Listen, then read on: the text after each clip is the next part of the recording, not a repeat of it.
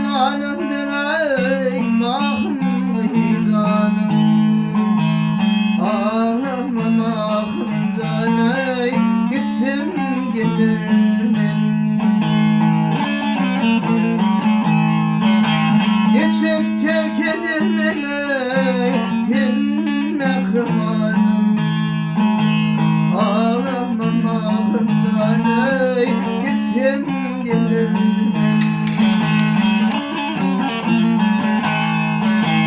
Başıma düşenler ey ayrılık günü, sana feda boldum ey zalim teni.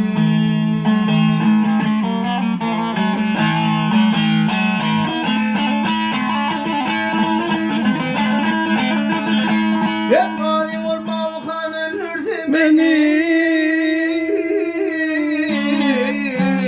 ölürsün beni.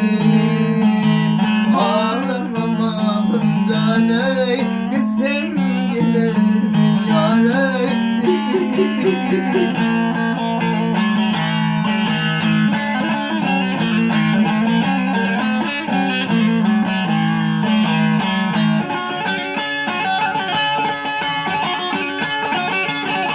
Ay bir tavuk biri görüm sana zi, görüm sana zi, görüm sana zi. Yaptı beni gibi kıyım naledi.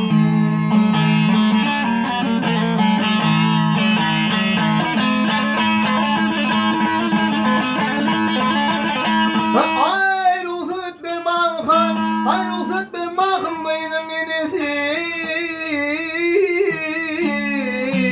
benim yenisi. Ağlama mahım caney, gitsem gelir men.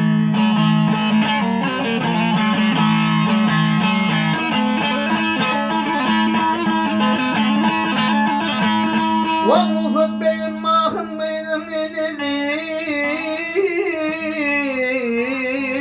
benim yenisi. Vah ağlama mahım caney, gitsem gelir men yarey, gitsem gelir men.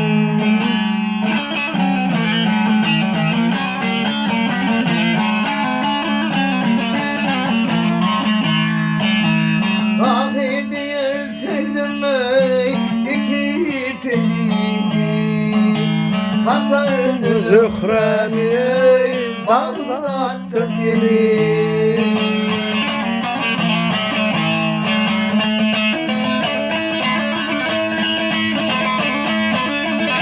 Hep ölümden mim olup ay ölümden mim olup ağladım